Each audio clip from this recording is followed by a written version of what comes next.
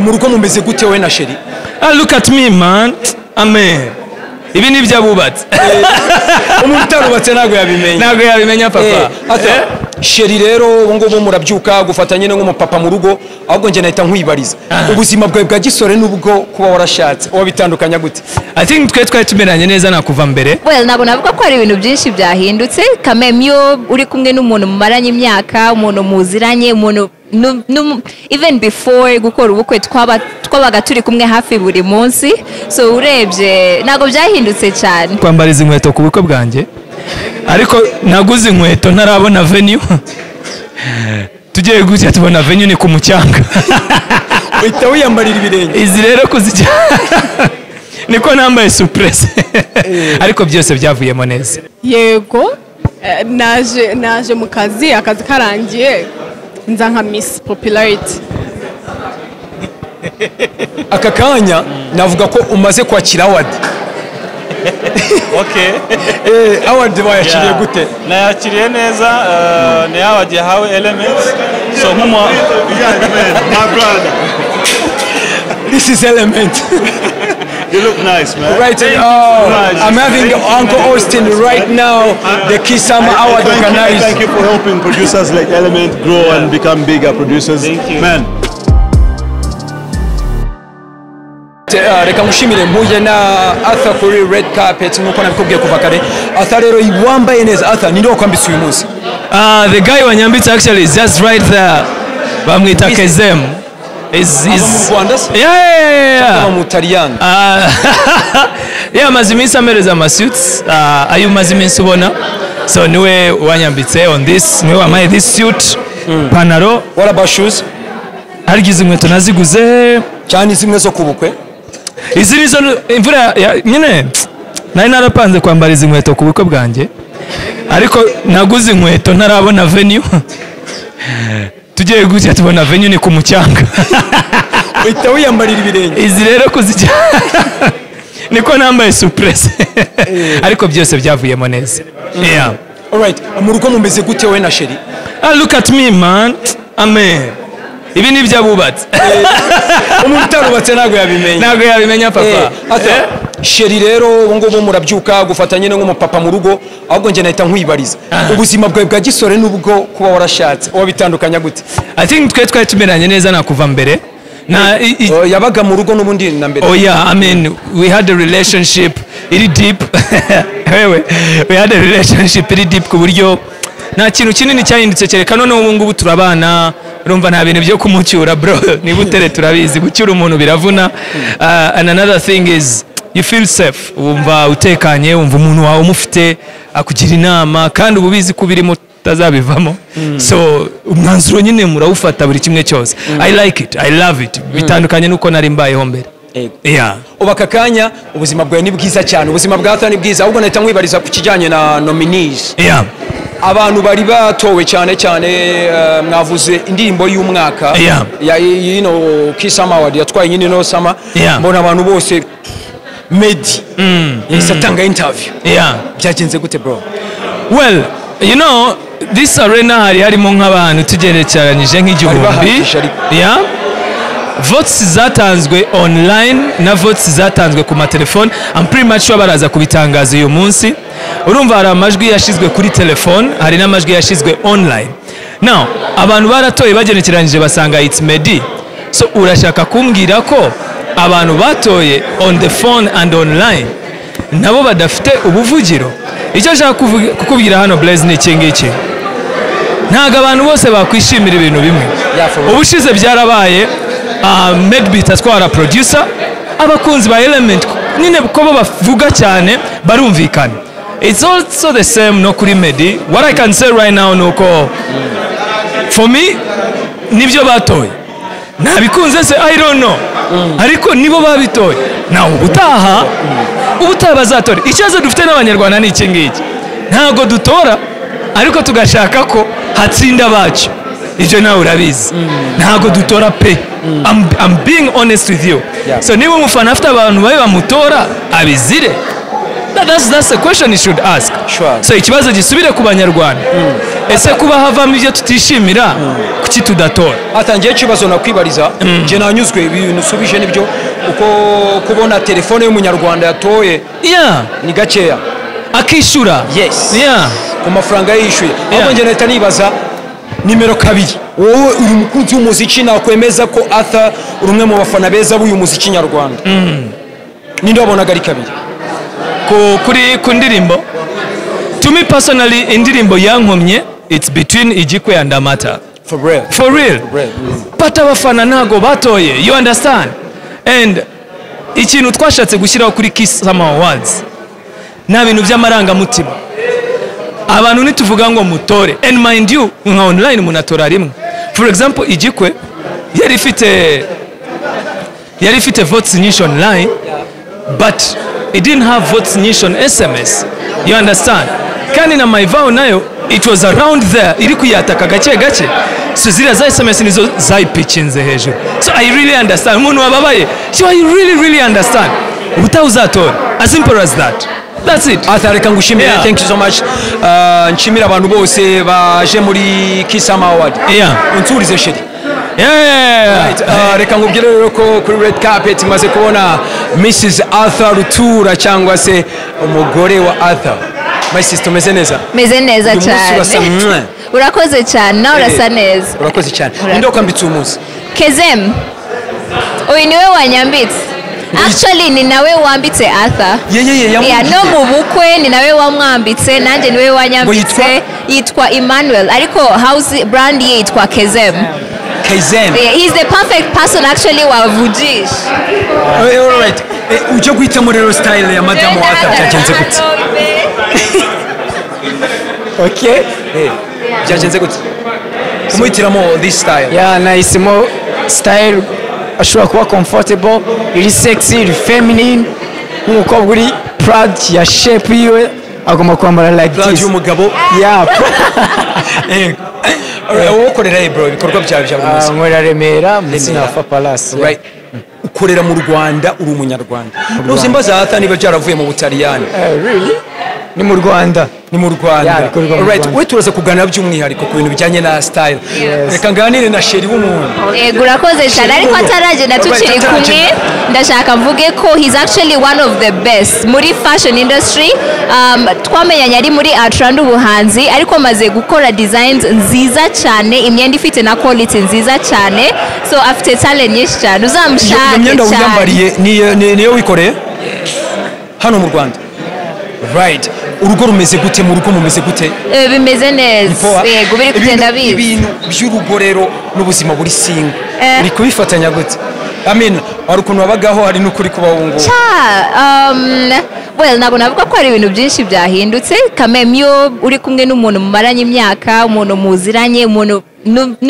even before gukora ubukwe twabaga turi kumwe hafi buri munsi so urebye ntabwo byahindutse cyane ubona ari ibintu bisanzwe ese nihe nama wagira abakobwa bakiri single badashaka kumva nyine ibyishimo urimo navuga take your time honestly buri muntu wese aba afite inzira ye I would say take your time if you're single enjoy your single moment igihe cyawe nawe kizaza hari ibintu bavuga ngo nta gikwe ngo nta bukwe tuzakora ngo urumva bambwirire buri muntu wese afite imyumvire kandi buri muntu wese afite uburenganzira gukora ibintu nk'ukuntu abyumva as long as you're happy na decision ukoze mva nta kibazo ubuzima bwo kugira rero umubebe uri kumwe na sheri wowe wagize amahirwe wenda ujya kugira umubebe uri kumwe na sheri nyine ubana n'umugabo ubifata gute ufite umwana like umwana is a blessing umwana is a blessing umwana aje byaba ari byiza cyane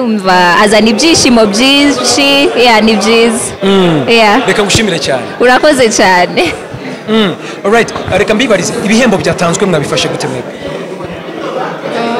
nabyishimiye nishimiye abahanzi batsinze bose bari babikwiye wabonye ukuntu bari bameze n'uburyo bitwaye byari sawa bitwaye neza cyane nta hantu babogamye nta hantu namwe babogamye kuki uvuga ko ntaho babogamye hari ahantu media yakoze interview sinzi niba mwabibonye navuga ko yayikoze atari ari mu Rwanda ari muri Amerika aka kanya ari muri honeymoon ariko atsinda igihembo ahise akora interview wabyakiriye gute bon nyine ni byiza yarayikoze kugira ngo natsinda atanga ubutumwa natanatsinda nta kibazo nta kintu arahomba niba atagira kuyikora nta kintu kuyikora ntatsinde nta kintu yahomba bivuga ngo yayikoze mbere yuko atsinda oya wowe wabifashe gute yakozwe mbere cyangwa nyuma well kuba adahari kandi ari mu irushanwa of course agomba gukora video nk'uko ndaguha urugero rwihuse nk'uko twagiye mu marushanwa harimo abakobwa bagiye bafata amavideo bashimira kugira ngo natsinda azahita yisohora nadatsinda azayigumana nta kibazo so uyisohoye ni byiza utanayisohoye warayikoze nta gihombo kirimo so nawe kuba yari mu irushanwa akayikora yatatsinda ntabwo bari bushyireho kandi nta gihombo cyari kirimo ikindi nakongeraho ku byo avuze nimba wumvishe neza ibintu yavuze amagambo yavuze ntabwo yashimiye ko yatsinze yashimiye abantu bamusapotinga yatanze mbese yavuze gute ongera ubisubiremo mu rurimi yavuze ntabwo nasubiramo ntabwo na memorije ntabwo na memorije ariko nakurikiye sibyo ariko amagambo yavuze ntabwo yigeze ashimira ngo natsinze cyangwa ibiki yashimiye abantu bamusapotinga abantu bamukurikirana abantu bamuteza imbere abafana be abantu bamukunda ntabwo yigeze avuga ngo mwarakoze kuntora so which means ko ntabwo nagarabyize Jonathan ntekereza rero wenda ndabaza ku ruhande rwa Kigali Protocol ni team ndende cyane navuga ko ubaka kanya ndamutse nyivuzeho ese ko mbona ari we president ubundi urabivuga hiki uyu munsi waje wambaye ukwawe kandi timu yawe iri gukora hano akazi yego naje mu kazi akazi karangiye nza nka Miss Popularity hanyuma ku rundi ruhande tubwire muri Polonye byari bimeze bite ibyo ngibyo ndumva twazabiganiraho nyuma y'iki gikorwa turabishaka none tubwire urugendo gatoya basi tugize amahirwe waraje urisha wagira umwanya kuza kutubwira uko urugendo rwari rumeze ko rwarangiye basi tubwire gatoya Jani yagenze gute mu magambo makeya yari rwari urugendo rwiza nigiyemo ibintu byinshi nungukiyemo ibintu byinshi narize ibintu byinshi so rwari urugendo rwiza mu magambo make okay hanyuma ari imwe mu myanya hafi yigize utwara cyangwa se wigize bitewe kuko barabonaga batanga ibihembo mu bice bitandukanye kimwe mu myanya hafi wagize muri irushanwa niye naje muri top 10 Miss Elegance yego kugira ngo tujye dushirenga ibiganiro hanyuma tubwire umunsi babashimiye cyane afa numvise abashimira cyane nka Kigali Protocol bira bintu babifashe gute byanshimishije cyane ni byiza wenda gukora akazi ariko ukaba appreciated so twabyishimiye cyane Kigali Protocol rero top ubu ngubu navuga yuko ariyo iyo izindi nabonye mwakoze akazi neza byagenze neza ya organisation kabisa keep up icyo navuga nka vice president Blaise Maguseza gushaka kuba nawe president buriya nuzumenye Joshua ugiye kumu oya hari balance merci beaucoup so hanyuma nakubonye ugenda muri KLM ibintu bimeze neza cyane mbwisukuye si ubwa mbere ugiye mu ndege ntabwo bwari ubwa mbere ntabwo bwari ubwa mbere ubwa mbere wagiye mu ndege ugiye ngiye muri Tanzania kuri imbasi ya Polonye muri Tanzania ejo mu minsi ishize nagiye nsanga avuye izina rya iranditse hanyuma rero Polonye wayibonye gute ni igihugu cyiza gifite abantu beza abakobwa bagutangaje wenda ukuntu ugera ugasanga umukobwa wavuye muri Amerika afite ukuntu yatangaje wavuye muri Colombia wavuye mu Buhinde twumva abakobwa ni beza umukobwa wabonye utangaje cyangwa se mwiza cyane bitewe n'uko wabonaga n'amaso yawe wabonaga na bose alright reka ngushimire cyane mwifuriza ibihe byiza ni kumwe bumeze uteze nameze fresh ni sawa aka kanya navuga ko umaze kwakira award Okay. award wayakiriye gute? Nayakiriye neza, ni award yahawe Elements. So nk'umu My brother. This is Element.